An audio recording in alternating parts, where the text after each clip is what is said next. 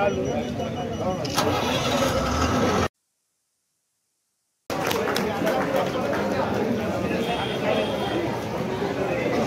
आपली मागणी होती की पुलगाव आगाराला बसेस मिळायला पाहिजे। मागील 15-20 वर्षापासून पुलगाव आगार बसची मागणी करत आहे, पण अजूनपर्यंत नवीन बसेस पुलगाव आगाराला मिळाल्या नव्हत्या। आपण यावेळेस 20 बसेसची मागणी केली, त्यांनी 5 बसेस यावेळेस पाठवल्या आणि पुढच्या बसेसचा पाठपुरावा आपण या ठिकाणी सरनाईक साहेबांना सांगून करणार आहे। सरनाईक साहेबांनी सांगितलं की साधारण 1-2-3 महिन्यामध्ये 10 बसेस या ठिकाणी आम्ही देणार आहोत। 5 बसेसचा पहिला इन्स्टॉलमेंट त्यांनी पाठवला आणि दुसऱ्या 5 बसेससाठी आम्ही पाठपुरावा करणार आहोत। यामुळे विशेष करून विद्यार्थ्यांचे खूप हाल होत होते। शाळेत जायसाठी वेळेवर बस यायची नाही, आली तर जायची नाही, अशा अनेक समस्यांना तोंड द्यावं लागत होतं विद्यार्थ्यांना, कारण बसेस जुन्या झाल्या होत्या।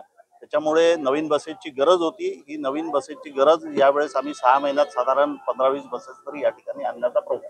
आगामी अधिकाऱ्यांना आपण सूचना दिल्या आहे की विद्यार्थ्यांसाठी ज्या बसेसचे टायमिंग आहे ते रेग्युलर ठेवा। प्रत्येक गावामध्ये बस गेली पाहिजे याचं प्रकर्षाने जाणीव ठेवा।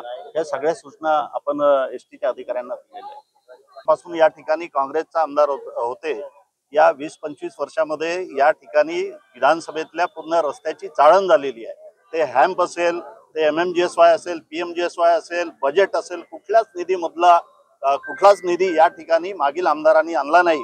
त्यामुळे मला या ठिकाणी आमदार झाल्यानंतर बऱ्याच अडचणींना सामना करावा लागतो आहे। साधारण या 2-3 वर्षामध्ये आपण या विधानसभेचे रस्ते बनवण्याचा पूर्ण प्रयत्न करतो। बस स्टेशनला सुद्धा आपण निधी दिलेला आहे। देवळी बस स्टेशन कंप्लीट झालेलं आहे, त्याचं लोकार्पण सुद्धा झालेलं आहे। पुलगाव बस स्टेशनचं काम सुद्धा या ठिकाणी चालू आहे।